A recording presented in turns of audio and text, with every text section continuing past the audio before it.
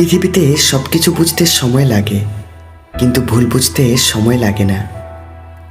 আয়নার সামনে দাঁড়ালে যেমন নিজের রূপ দেখা যায়, তেমনি মানুষের কাছাকাছি আসলে তার আসল রূপটা দেখা যায়।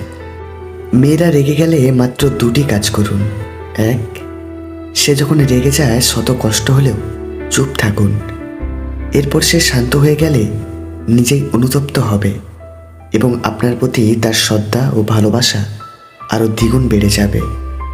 আর দুই, সে অনুতপ্ত হয়ে আপনার কাছে ক্ষমা চাইলে তাকে ক্ষমা করে দিন।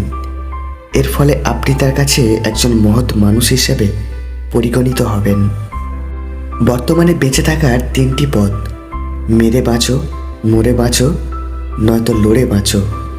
দেরিতে হলেও নিজের পায়ে দাঁড়াও, কারণ মানুষ সবার শেষে তোমার যোগ্যতারাই জিজ্ঞেস করবে। নিজে ভালো তো জগৎ ভালো, এটা সম্পূর্ণ মিথ্যে কথা। আপনি যত ভালো হবেন, মানুষ আপনাকে ততই ঠকিয়ে দিবে। জীবনে কখনো কোনো দিন কোনো সম্পর্কের জন্য কাঁদা ঠিক নয়, কারণ যার জন্য কাঁদবে সে অশ্রুযোগ্য নয়, আর যে যোগ্য সে কখনোই কাঁদতে দেবে না। একটা কথা কি জানো তো, নতুনে তুমি আনন্দ পাবে আর পুরানোতে পাবে শান্তি। সঠিক মানুষ কখনো ছেড়ে যায় না, তারা সবসময় একটা কারণ খোঁজে পাশে থাকার জন্য। রাগ দেখিয়ে কাউকে বাই বলার পরে তার কাছ থেকে রিপ্লাই পাওয়ার অপেক্ষা করার নামই তো ভালোবাসা। অভাবটা দুজনেরই ছিল, একজনের ভালোবাসার, অন্যজনের বিশ্বাসের।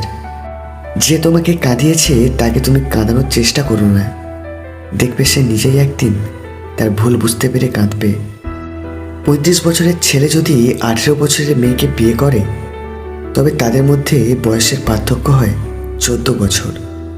অনেকের মতেই এটা অনেক বেশি, তবে আপনি যদি একজন আদর্শ স্বামী হয়ে বয়সের এই পার্থক্য ঘুচিয়ে দিয়ে তার মনের মতো হতে পারেন, তাহলে কোনো সমস্যা নেই। অন্যথায় দাম্পত্য জীবনে অশান্তি হবে।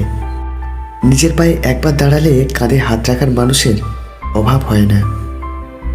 কাকে বিশ্বাস করবেন? কিছু মানুষ তো চোখ মুছতে মুছতেও মিথ্যা বলে।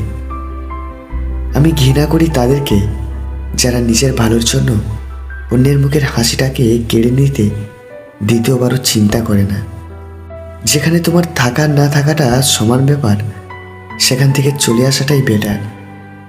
মানুষ দুবার ভয়াবহভাবে বদলে যায়, প্রথমত কারো আগমনে, দ্বিতীয়ত কারো চলে যাওয়ায়।